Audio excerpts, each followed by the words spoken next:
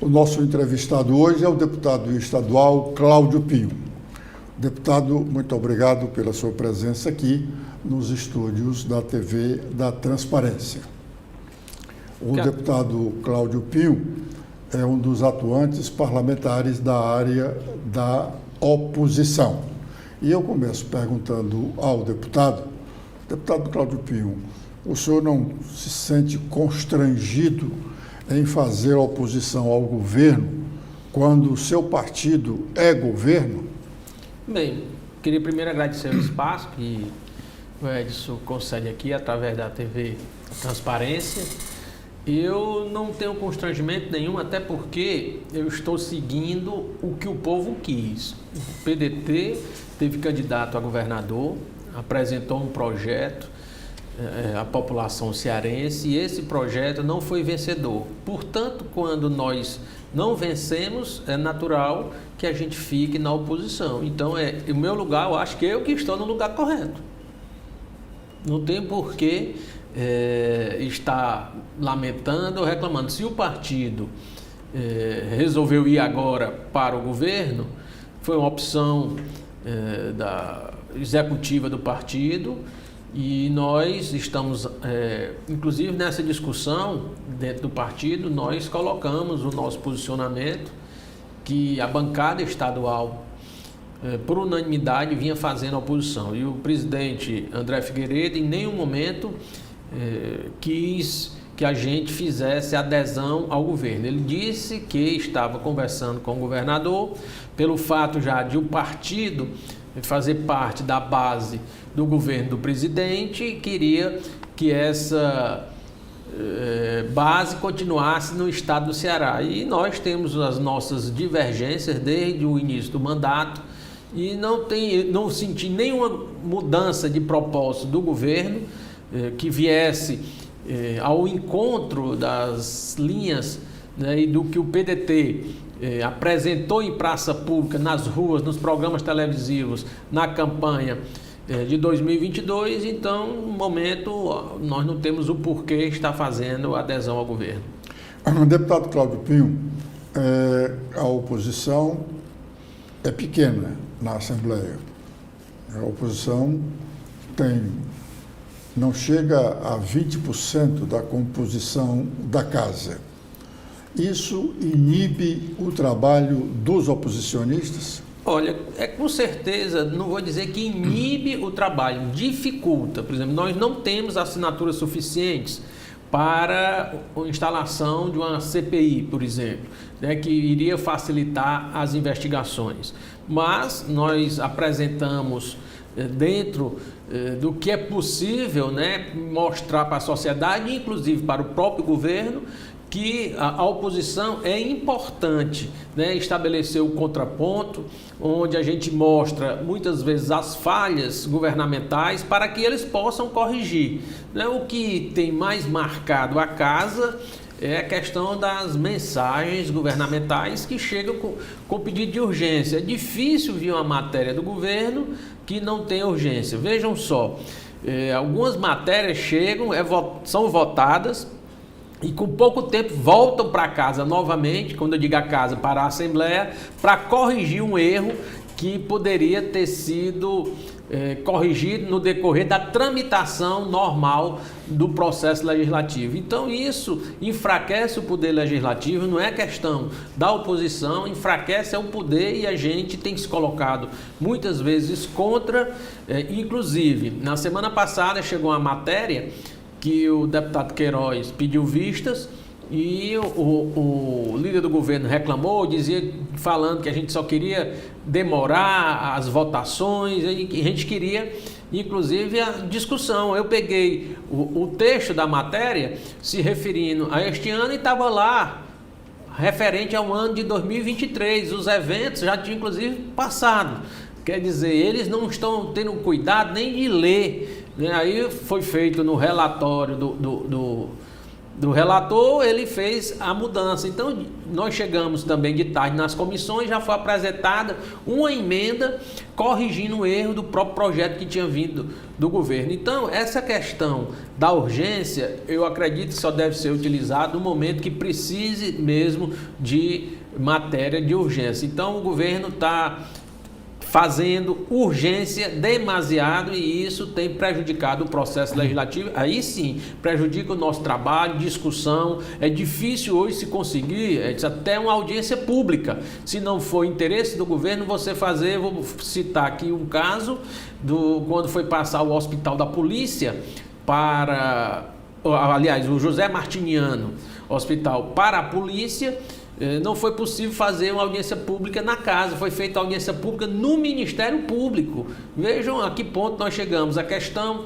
da UES também, do chamamento das pessoas que foram aprovadas no concurso da UES, o quadro de reservas, onde a UES hoje tem mais de 300 disciplinas, 100 professores, e aí não voltam à audiência pública. A audiência pública foi feita ontem no Ministério Público e nós conseguimos fazer uma reunião no auditório da Assembleia. Eu pedi ao presidente Romeu, ele cedeu o auditório e nós fizemos uma reunião, mas a audiência pública, o governo esvazia as comissões para que não vote esse requerimento. Então, pelo menos derrube, não voto, mas não quero nem discutir para evitar que se prolongue o assunto. Então, tudo isso, realmente, nesse aspecto, tem dificultado a participação da oposição, que é o debate, que é propor. Eles querem resolver tudo por cima, tratorando, como se diz, para poder evitar uma maior discussão. Deputado, esse fato de o governo tentar esvaziar uma sessão de comissão, evitar a realização de uma audiência pública, até que se concebe, né? Porque é um componente da política, né? É um componente da política. A oposição também poderia fazer isso, se fosse o caso em alguns casos. Mas essa questão da votação das matérias, tem matérias que chegam na Assembleia de manhã e 9 horas da manhã, é lida 10 horas da manhã em plenário e 13 horas essa matéria já está aprovada. E em alguns casos, diga-se por obrigação, o governo não pediu o regime de urgência. O regime de urgência foi instituído pela própria mesa ou pela liderança do governo. Não seria o caso de se discutir o fato de a Assembleia ser mais governista do que o próprio governo? Eu acho que a Assembleia está ficando diminuída. Eu interpreto dessa forma, que a partir do momento que abre mão de suas prerrogativas, de fazer a discussão, de estudar as matérias, e é o que tem ocorrido mesmo. A liderança do governo normalmente apresenta um requerimento, se é combinado ou não com o governo, para o governo não dizer que está mandando as matérias dessa forma, ele fala com o líder do governo e o líder do governo apresenta o requerimento, aí o debate começa logo no requerimento, porque a gente discorda desses requerimentos normalmente de urgência em matérias que não necessitam urgência. Foram diversas matérias lá que mostra muitas vezes a falta de planejamento de um governo que quer tomar decisão sem planejar. Aí toma a toque de caixa e vai mandando as matérias para a Assembleia Legislativa, e a Assembleia tem votado. Então os deputados muitas vezes estão votando sem saber até o que está votando. O deputado Cláudio Pinho, na verdade, a oposição hoje, embora continue pequena, ela sempre foi muito pequena aqui no Ceará, pelo menos nos últimos 50 anos, ela sempre foi muito pequena. Mas essa oposição de hoje, ela parece que está querendo se organizar. E nos últimos dias, ou nos últimos meses, ou neste ano, tem feito todas as terças-feiras uma reunião antes do início da sessão, chamando alguma pessoa para discutir sobre questões da administração pública. Esse movimento agora tem rendido realmente situações, condições, oportunidades para a oposição ocupar mais espaço? Olha, vamos nós. Nós, ao iniciarmos o mandato, tínhamos o PDT com 3 deputados que sempre estiveram na oposição.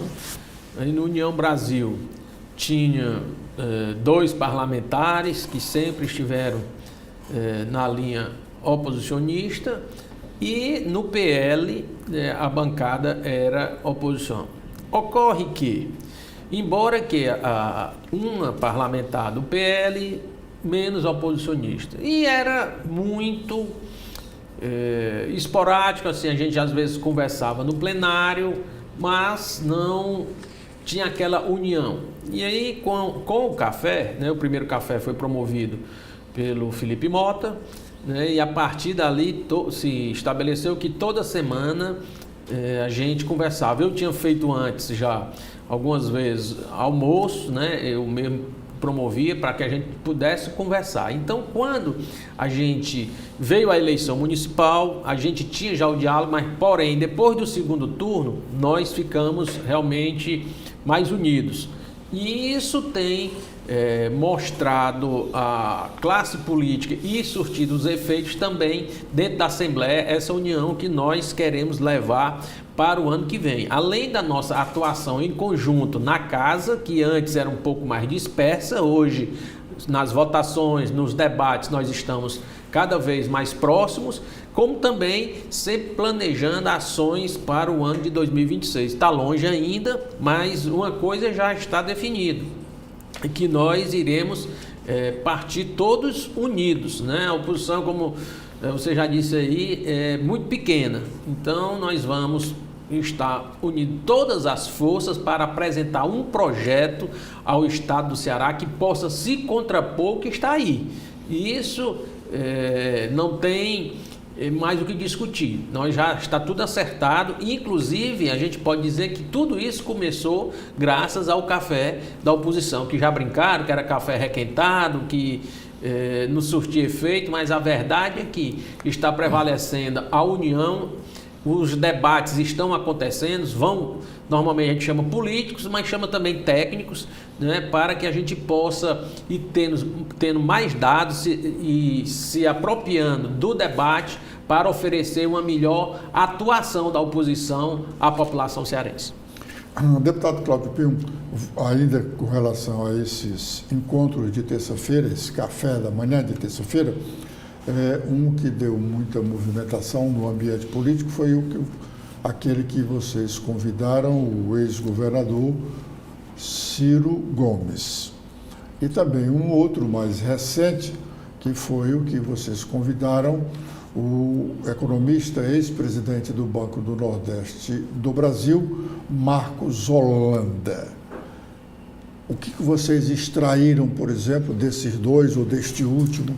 Vamos lá, vamos iniciar, já que você falou primeiro no do Ciro, né, as pessoas não imaginavam que o Ciro pudesse vir encampar a oposição, que o Ciro tivesse na linha de frente, que se juntasse a membros dos setores do Partido Liberal, ao PL, vamos dizer assim, e ele deu a declaração já de apoio ao deputado Alcides como pré-candidato ao Senado. E foi perguntado que se ele seria candidato a governador. E ele prontamente disse que o desejo dele, o candidato dele era o Roberto Cláudio, se dependesse dele. Porém, ele não iria se furtar ao debate, se fosse necessário, fosse chamado, poderia vir a ser candidato. E a partir dali começou as discussões no Ceará todo. Veja como o café da oposição é importante. A partir dali, em todo canto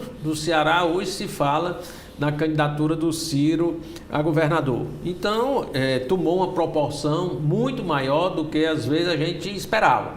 E aí, posteriormente, já passou por lá também o doutor Cabeto, falando da questão da saúde pública no estado do Ceará. E como nós vamos entrar essa semana em votação do orçamento da LOA, né, da lei orçamentária, nós fomos conversar, procuramos técnicos, porque a gente precisa ter mais dados sobre o orçamento, e o professor Marcos Holanda esteve no nosso café, deu uma aula de como andam as finanças do estado do Ceará, e isso tem provocado em nós mesmos assim, uma perplexidade de como o governo vem agindo com déficit, cobrindo esse déficit através de empréstimos e subindo o custeio da máquina, né? E isso vai impactar essa dívida, numa hora vai aparecer de uma forma que possa, se não tiver cuidado, voltar ao tempo de não honrar, o estado do Ceará não honrar os compromissos. E isso é preocupante. Quando o governo vem, passa uma mensagem de arroxo, quando no ano de 2023 ele apresenta uma mensagem à casa de aumento do modal do ICMS, passando de 18% para 20%.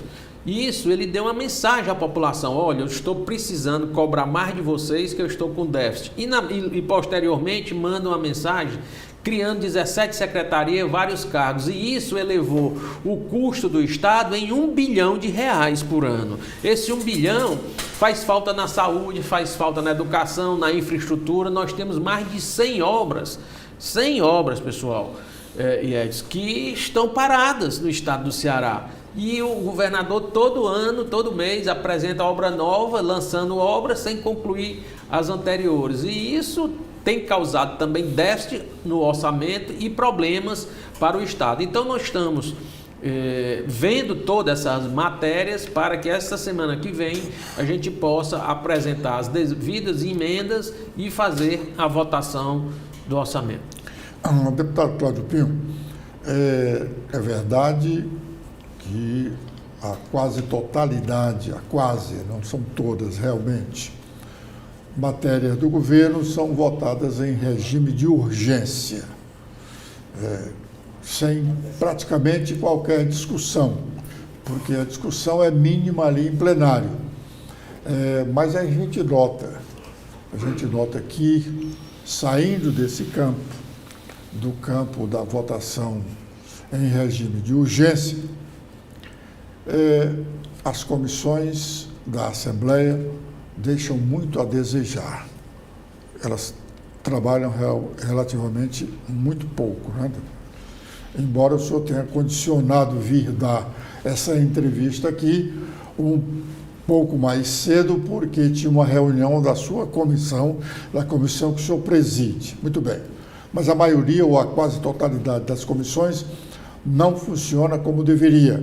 Tanto que tem mais reuniões extraordinárias, que é exceção extraordinária, do que sessão ordinária. Se tivesse as sessões ordinárias normais, não teríamos tantas sessões extraordinárias.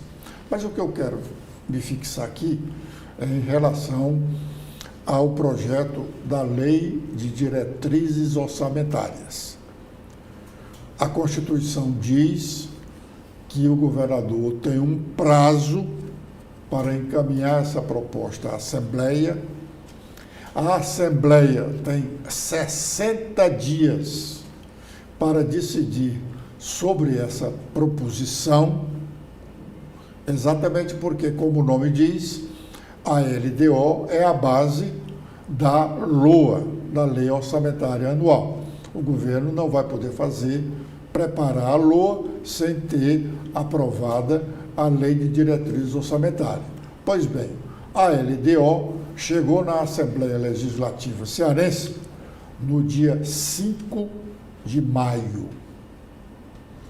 Já passamos o dia 5 de junho e já passamos os 60 dias da Constituição, 5 de julho. E, ao que se sabe, ela deve ser votada no dia 17 de julho e vai votar como se em regime de urgência fosse, porque o plenário pouco discutiu sobre ela. Como justificar isso, deputado? Hoje, nas comissões, também tem a comissão do orçamento, o presidente Sérgio Aguiar, inclusive, pediu a nossa presença, estarei lá também, além da minha comissão, irei à do orçamento, onde nós iremos adentrar em um debate mais aprofundado sobre a LDO. O secretário de Planejamento esteve semana passada também na casa discutindo, né, na Comissão de Orçamento, a LDO, e nós precisamos realmente, até por determinação legal, fazer a aprovação dela em 60 dias. Não será em 60 dias, mas na próxima semana teremos. Agora, essa questão de a não participação das comissões, reuniões das comissões, isso enfraquece, digo mais uma vez, o poder legislativo. Essas reuniões extraordinárias das comissões é porque o regime está chegando as matérias estão tramitando em regime de urgência e a comissão se reúne logo ali no plenário para debater aquelas matérias e as outras matérias que estão tramitando na casa, inclusive, vejam só, os nossos próprios projetos ficam parados para dar prioridade às mensagens governamentais e as comissões não têm se reunido. Depois, quando se estende o horário dentro do plenário e reunindo, fazendo as reuniões extraordinárias das comissões, tem prejudicado o desenrolar das comissões, que é para ser feito no seu horário e no plenário das comissões. E isso, acredito que vai ser levado, já foi discutido e será cobrado novamente na reunião do Colégio de Líderes com a mesa diretora, para que a gente possa encontrar uma melhor forma do funcionamento tanto das comissões, onde o parlamentar muitas vezes está ausente e aí fica missão oficial ou entra pela plataforma, que é outro assunto delicado dentro da nossa Casa Legislativa, que nós temos procurado encontrar uma solução. Já foi motivo de debate na reunião de Colégio de Líderes, como também com a mesa diretora. E esperamos o quanto antes encontrar uma solução para que a casa seja valorizada tanto por nós parlamentares, como também respeitada por parte do Poder Executivo. Deputado Cláudio Pinho, a Assembleia, no início dessa legislatura, passou quase 2 anos com uma comissão parlamentar de inquérito investigando a má qualidade dos serviços da Coelce, cujo apelido é Enel, o nome oficial continua Coelce, e depois disso, depois de vários discursos, muita discussão, a Coelce não pode continuar com o serviço de distribuição de energia elétrica no Ceará. Aí a Coelce pede a renovação da concessão por mais 30 anos e agora, bem recentemente, o senhor foi à tribuna da Assembleia denunciar que a Coelce estava cobrando nas contas dos consumidores, não eram de todos, né, de consumidores, contribuição, ajuda para entidades filantrópicas. O senhor fez esse pronunciamento, teve uma repercussão na imprensa, mas depois veio o silêncio absoluto. Alguns dias depois do seu pronunciamento e desse silêncio, aí veio a denúncia de que a Coelce, a Enel, estava realmente descontando nas contas de energia de algumas residências contribuições para entidades filantrópicas. E nessa oportunidade o senhor falou até que a sua mãe era uma das consumidoras que estavam sendo enganadas, porque havia desconto na conta de energia da residência dela para uma entidade lá da região do Cariri, que ela nunca tinha autorizado. O que a Assembleia vai fazer, deputado, com relação a essa questão? A CPI denunciou as irregularidades, má prestação de serviços. Aí o senhor vem com essa denúncia, constatada a denúncia, e não será surpresa se a concessão por mais 30 anos sair. Como fica o Legislativo? Olha, a gente vê com muita preocupação, eu pelo menos que levo as coisas com muita responsabilidade, ver que o parlamento, por unanimidade, assinou esse pedido de CPI. A CPI funcionou, diversos discursos, ou a Enel muda ou se muda. Era o slogan, né? Era o slogan, e eu acho que quem tem que se mudar somos nós.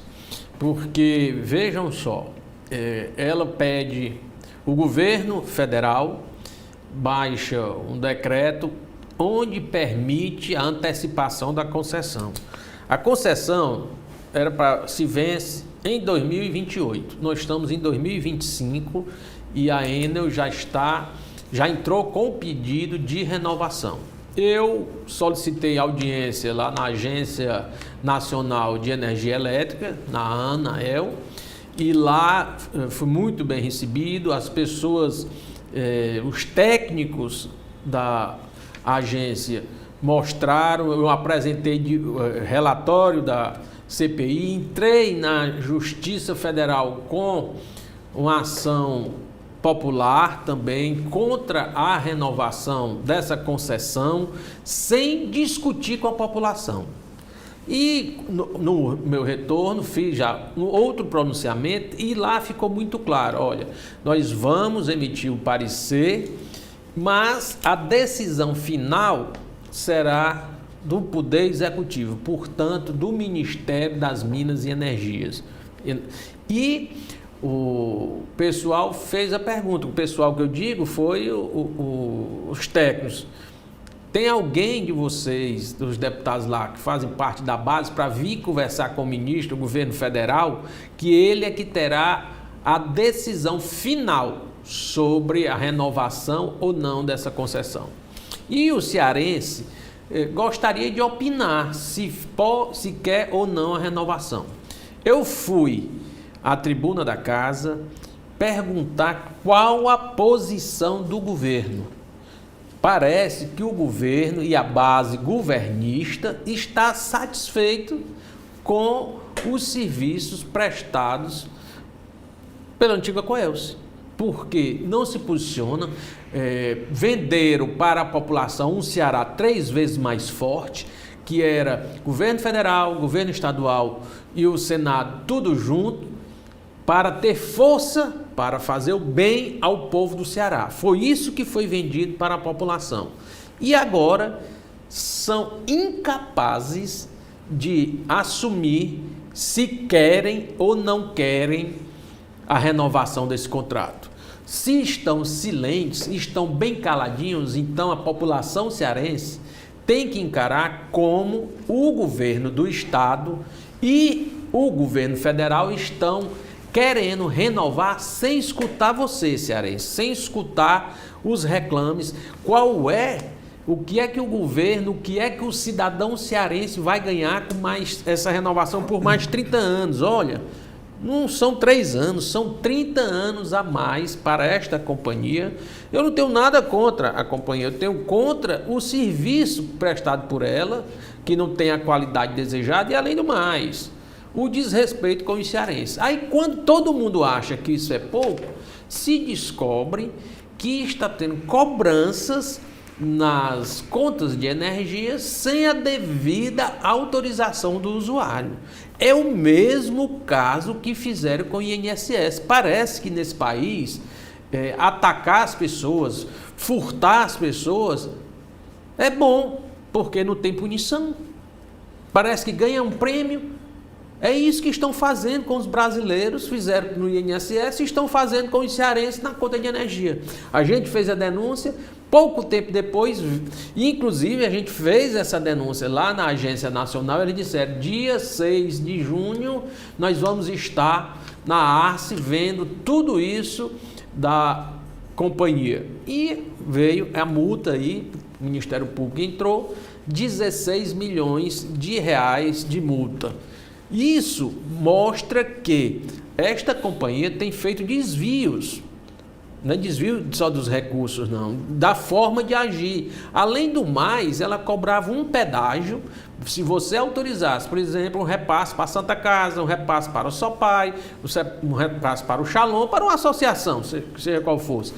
a Enel estava ficando com 10% desse valor. Ela já tinha embolsado 8 milhões de reais das pessoas que acreditavam estar mandando aquele dinheiro para atendimento num hospital, para evangelização e por aí vai. Então, tudo isso tem sido alvo do nosso mandato. A gente está trabalhando para poder enfrentar esses problemas. E eu já solicitei outra audiência na Agência Nacional.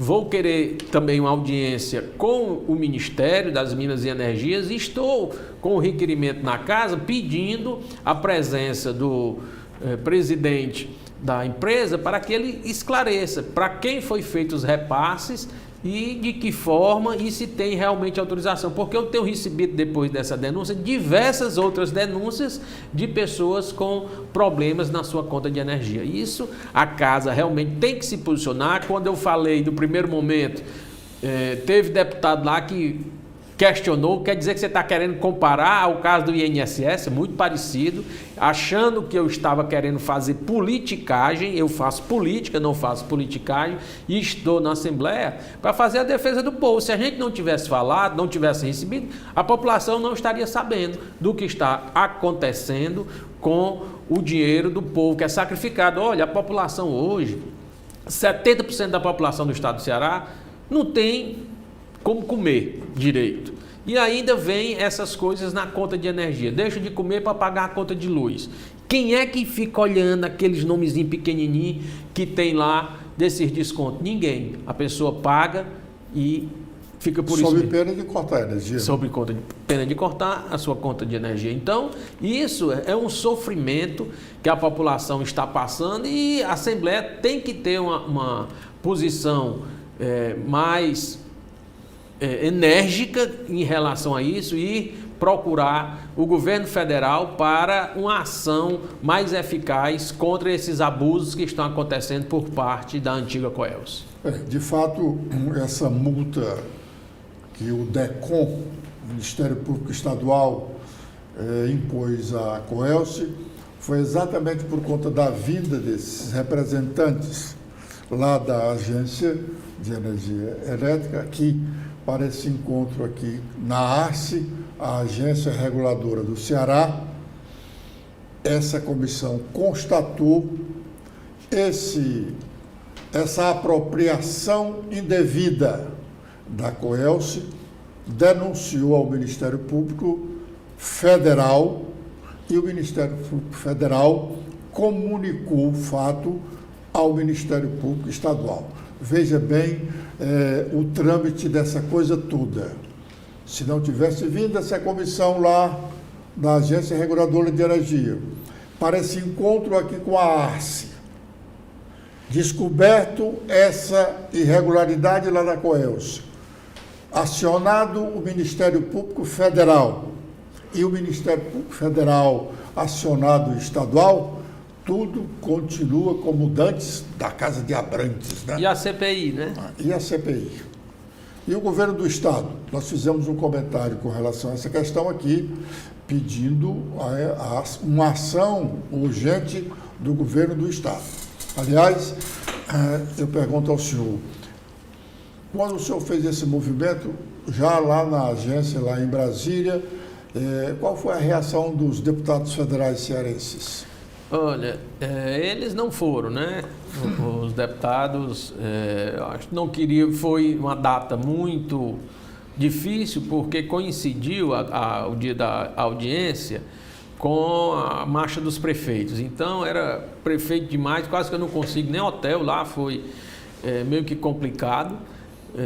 E aí nós fomos sozinhos mesmo, com a representação da Assembleia Legislativa, mas nós já comunicamos isso a parte da bancada estadual que eu digo federal, no estado do Ceará, e depois disso houve alguns parlamentares já se posicionando, né? O Yuri do Paredão foi um deles, né, que tem se posicionado sobre essa questão da renovação e os abusos que a companhia tem feito com os consumidores, porque a gente tem que entender que isso é uma relação de consumo, que nós temos que entender que se a gente não está satisfeito com a companhia, a gente não pode trocar. Na telefonia, eles foram mais competentes na divisão do bolo e fizeram o quê? Tem diversas companhias que vendem linhas telefônicas, né? E nós, na energia, somos obrigados a se sujeitar a qualquer tipo de serviço que a Enel fornece para nós. Nós não podemos fazer opção por outra companhia. Então, inclusive, eu falei isso lá no dia da audiência, porque se tivesse uma concorrente, eles, mas é mais difícil. Não, difícil não, vendem lotes, coloquem diversos lotes e aí que possa trocar a companhia. Isso é multas, a gente aplica multas também, aplica multas, mas eles não pagam, eles constituem bancas de advogados para ficar recorrendo e não pagar essas multas. Então, a verdade é que uma andorinha só não faz verão, mas eu tenho feito o trabalho que é possível ser feito, tenho colocado, tenho procurado dar transparência, e aí, quando se vê aqui, foi constatado a denúncia que a gente tinha feito, e espero os desdobramentos para que, inclusive, a ação popular que está na Justiça Federal, ela possa se basear, inclusive, nesse abuso que estão cometendo com os consumidores de fazer desconto na conta de energia sem autorização, para chamar a população a participar mais dessa decisão que é a renovação por 30 anos desta concessão da Companhia de Energia do Estado do Ceará, que faz a distribuição de energia para a casa de todos os cearenses. Deputado Cláudio Pinho, há quem tenha dúvidas com relação a essa renovação da concessão, renovação ou não renovação, no caso uma nova licitação para se ver se tem uma outra empresa que tem interesse em assumir a distribuição de energia. Há quem tenha dúvida se essa competência é realmente do Ministério, porque é do governo federal a competência, não é, tanto de legislar como administrar essa questão da energia. Mas o governo federal tinha dado a todos os estados brasileiros a concessão para a exploração da distribuição de energia. Tanto é verdade que o governo do estado do Ceará, do governo Tasso Gereissati, em um dos governos Tasso Gereissati, vendeu essa concessão ou subestabeleceu, não?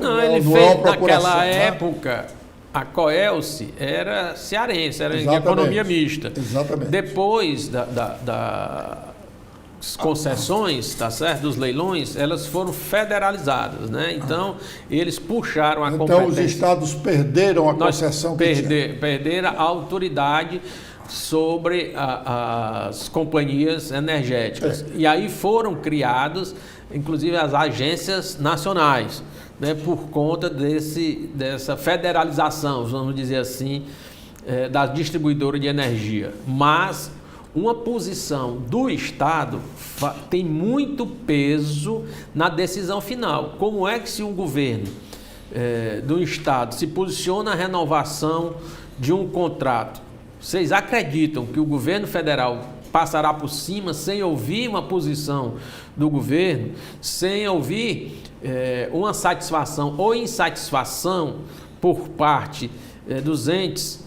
Eu não acredito. Então, se sair essa renovação sem um maior debate, sem aprofundar a discussão, eu acredito que, até pelo alinhamento, tudo aqui é junto com o presidente Lula, junto com o Camilo, junto com não sei o quê, as palavras do governo sempre são essas, né? Do alinhamento.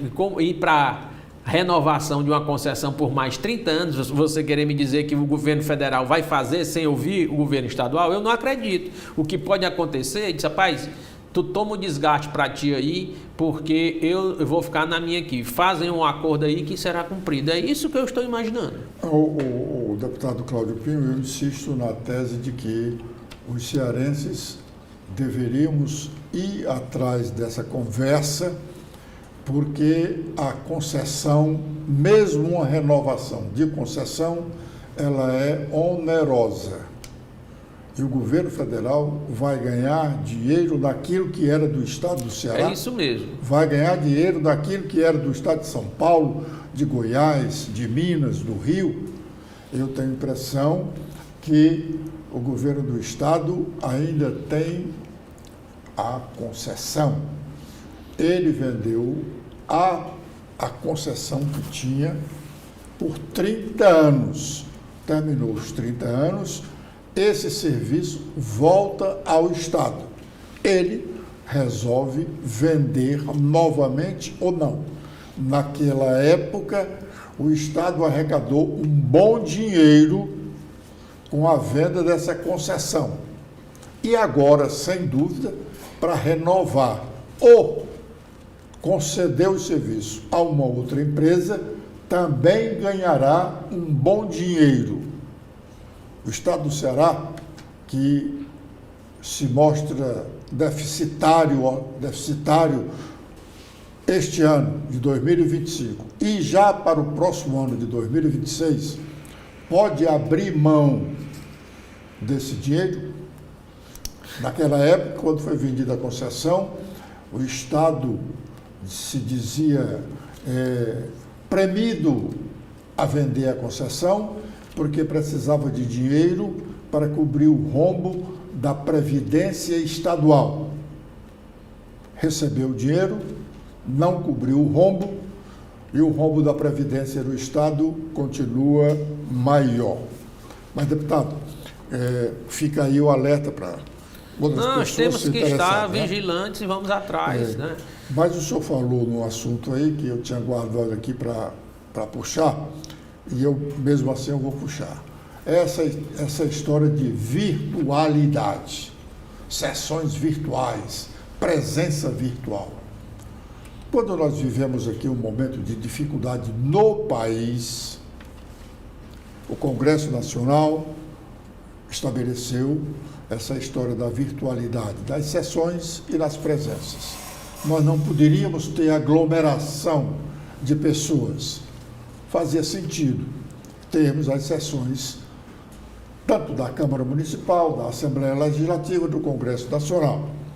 Agora não temos mais isso. Por que essa história de sessão virtual? Por que essa história de presença virtual do vereador, do deputado estadual, do deputado federal, quando, em alguns casos, essa presença virtual é fictícia? O fulano está lá no meio da rua, passeando ou na praia, usa o seu celular, registra a sua presença. Pronto, está presente virtualmente. Está na praia tomando cerveja, ou uísque, seja lá o que for. Ou nada disso, só brincando com os filhos. E está com a sua presença marcada.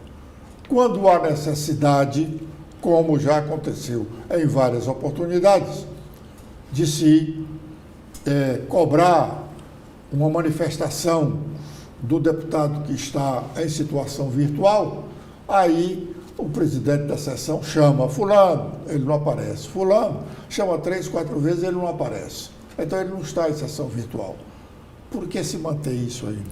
Olha, eu particularmente já coloquei para o presidente Romeu Edgueri na reunião do Colégio de Líderes que a gente tinha que resolver esse problema.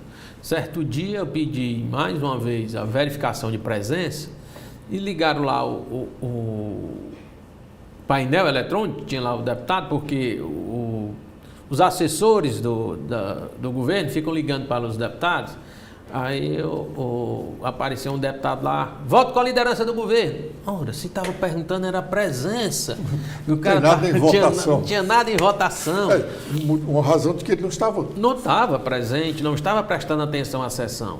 E isso tem incomodado a parte da Assembleia Legislativa, essa questão No Congresso Nacional tem a virtual ainda, mas é necessário que o deputado vá lá e coloque a sua digital e possa estar no gabinete ou ir a um ministério e, se precisar de uma votação ali, 1 ou 2 vezes por semana. Na quarta-feira é necessário, é exigido a presença de todos em plenário. Senão desconta inclusive do salário. Mas aqui não se justifica. A gente está faltando às sessões. Eu sou a favor da sessão presencial. Acho que o parlamentar, o trabalho dele não é só plenário e comissão. Ele também tem que ir nas secretarias, tem que visitar os municípios, mas tem um turno da tarde, tem os outros dias. Então vamos fazer um equilíbrio nessas decisões, porque realmente está ficando o plenário esvaziado. Eu acompanhava antigamente, eu tive o privilégio de ter um pai que foi deputado e via como era o plenário da casa, e hoje a gente chega e vê o plenário completamente esvaziado. Quando se pede verificação de presença, ficam as pessoas entrando no painel, quando é de interesse do governo. E aí, como é que fica o parlamento? E a nossa responsabilidade enquanto parlamentar que foi eleito para estar na casa, e uma das atividades, a principal dela, é estar no plenário. Então, acompanhando as votações, fazendo os seus pronunciamentos, e isso eu acredito que nesse segundo semestre a gente já venha com a solução para diminuir, ou por mim eu tirava essa questão virtual da Assembleia Legislativa. Deputado Cláudio Pinho, o senhor falou aí no entendimento, do bom relacionamento que há entre os deputados de oposição, representando aí ao menos 3 agremiações partidárias. 3 ou 4 ou só 2. Nós estamos há pouco mais de 1 ano das eleições. Como diz o sábio homem do interior, falta muito tempo e ainda vai passar muita água debaixo da ponte. Esse bom relacionamento, esse bom entendimento de hoje dos deputados, pode-se dizer que eles se estendem aos partidos desses deputados ou só entre os deputados? Olha, não vamos logo para o PDT, né?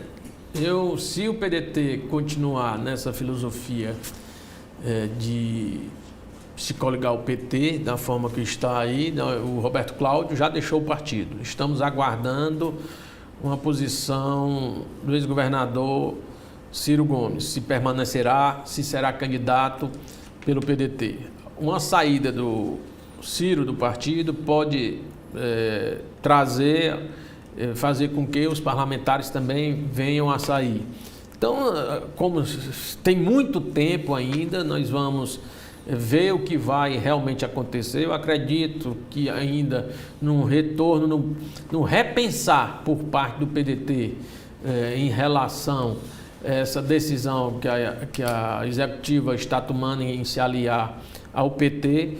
Em caso contrário, eu acredito que pode ter o partido perca de parlamentares. Nos outros partidos, eu tenho visto aí uma federação, inclusive eu conversei com o ex-prefeito e ex-deputado Roberto Cláudio, e ele está esperando a formação dessa federação do PP com a União Brasil, formando a UP, para se filiar à União Brasil. Então, isso também já começa a tomar algumas áreas de definições partidárias, né? E o PL, eu acho que também é o partido que ficará na oposição. E ainda, sem esquecer, o PSDB, né? Esse o senador Tarso já avisou que irá ficar compondo o palanque da oposição no estado do Ceará. Deputado, na eleição do ano passado, na eleição municipal,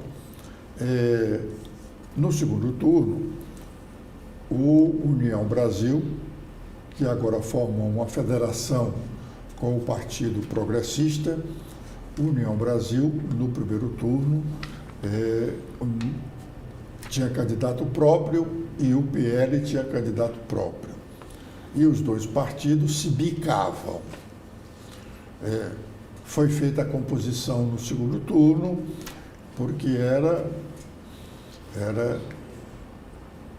importante, necessário. Essa relação que foi conflituosa lá, compatibilizou-se para aquele momento da eleição. Será que não tem nenhum ranço que possa dificultar o entendimento desses dois partidos agora em 2026 ou no próximo ano? Sim, eu acredito que possa ter, mas tudo possa ser superado pelo o diálogo que a gente tem acompanhado, como diz, no nosso café e extra café. Acho que está superado já esse problema que aconteceu entre a União Brasil e o Partido Liberal aqui no estado do Ceará. Deputado, essa federação partidária, federação que é a União Brasil com o Partido Progressista, para onde vai, ou aliás, vai para o União Brasil, o ex-prefeito Roberto Cláudio. Mas a federação se torna um só partido por um período de 4 anos. Essa federação atrai os 3 deputados estaduais do PT de hoje. Eu digo 3 porque o 4º já está de malas prontas para ir para o PL, né?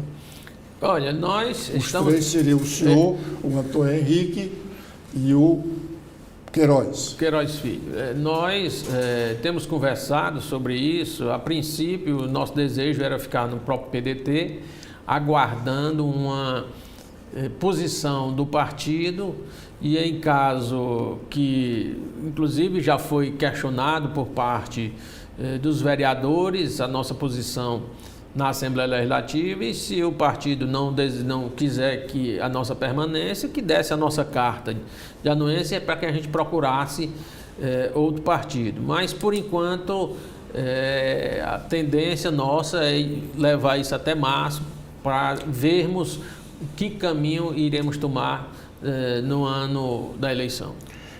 O senhor fala em março porque em março a legislação eleitoral permite que no período de 30 dias, que vai de março a abril, os detentores de mandato, os mandatos que estejam se encerrando, no caso os deputados estaduais e federais, podem trocar de partido sem serem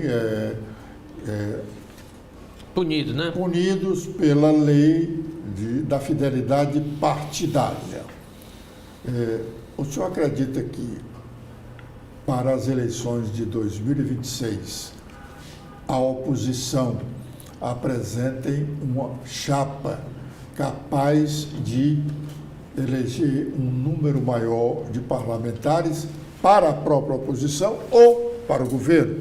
Porque a eleição do próximo ano vai definir quem será o novo governador, que partido elegerá o novo governador, e aí se saberá como ficarão as bancadas, bancada do governo grande ou bancada do governo pequena, ou que quase nunca aliás, o governo pode até se eleger com uma bancada pequena, mas no curso do seu mandato, essa bancada incha e o governo segue no curso do mandato até o fim. Se o fim não for melancólico, fica com uma grande bancada. Pergunto ao senhor, hoje a oposição admite a possibilidade de aumentar o número de deputados estaduais? Eu não tenho dúvidas de que vai crescer a bancada da oposição, ou nós elegeremos mais deputados, vamos dizer assim, embora ganhando o governo não tenha a maioria, mas a bancada irá crescer. A nossa bancada de hoje vai aumentar. Acredito que a gente possa chegar aos partidos todos juntos a 14, 15 parlamentares. Deputado Cláudio Pio, encerrando, nós estamos aqui caminhando para o final. Fazer política hoje, eu tenho certeza que é bem mais... é difícil e muito mais diferente do que a política que fizeram o seu avô, o senador Almir Pinto, e o seu pai, José Maria de Barros Pinho. O senhor não tem constrangimento com as coisas da política de hoje? Deputado federal sofrendo busca e apreensão no seu gabinete, na Câmara dos Deputados, na sua casa, na casa da sua mulher, porque a mulher, eu estou falando aqui do deputado federal Júnior Mano. Ele é casado com a prefeita de Nova Russas e foi feita uma busca e apreensão pela Polícia Federal na casa dele, em Brasília, e na casa dele, onde mora a mulher dele, aqui no Ceará, em Nova Russas, como foi feita também em Fortaleza, no Eusébio e no município de Baixio. O senhor jovem não se constrange com isso? É lamentável, né? Eu vi, pelo menos, e a história está aí, que a polícia Federal e o Exército ia no tempo do meu pai, no tempo do meu avô, mas era por conta da Revolução. Aqueles que eram considerados... Aliás, a sua casa foi visitada pelo Exército. Pelo Exército. E isso, eu não era nascido, né? Mas era outro debate, outra questão, era luta pela democracia.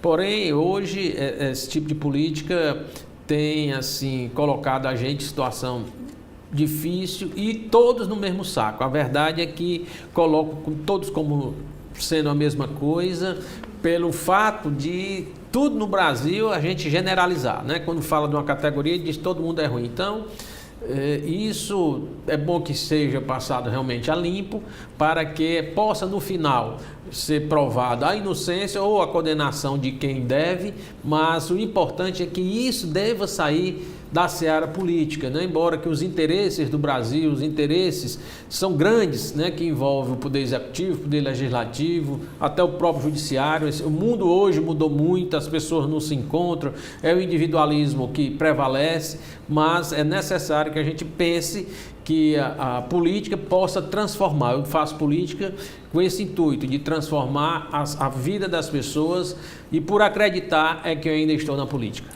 Bom, só esclarecendo, o deputado Barros Pinho foi preso pela ditadura. A casa dele foi visitada pelo Exército, não para uma busca e apreensão, porque na ditadura não tem busca e apreensão. Busca e apreensão é determinada pelo judiciário, e isso só acontece no regime democrático.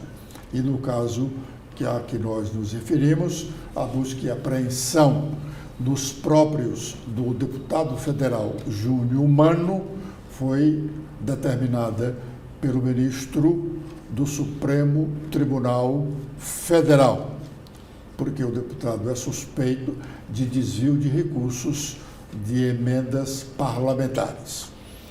Naquela época, não é, do vovô Almir como do meu pai, tinha muito debate das ideias mesmo, as pessoas faziam aquela política, mas sem esse envolvimento que tem hoje, sem essa agressão da rede social. Mas o mundo mudou e a minha mãe às vezes diz, nós estamos vivendo o fim dos tempos, né? Mas a gente espera que isso possa melhorar. Bom, mas só um outro esclarecimento. O seu vovô Almir Pinto pensava diametralmente diferente oposto do, né?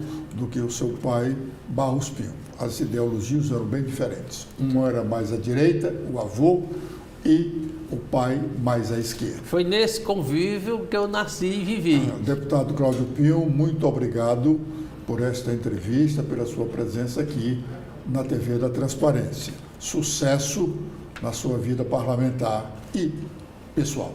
Eu agradeço a oportunidade e quero lhe parabenizar pela coragem, pela estrutura que monta para fazer a imprensa no estado de Ceará. Meus parabéns. Obrigado. Muito bem.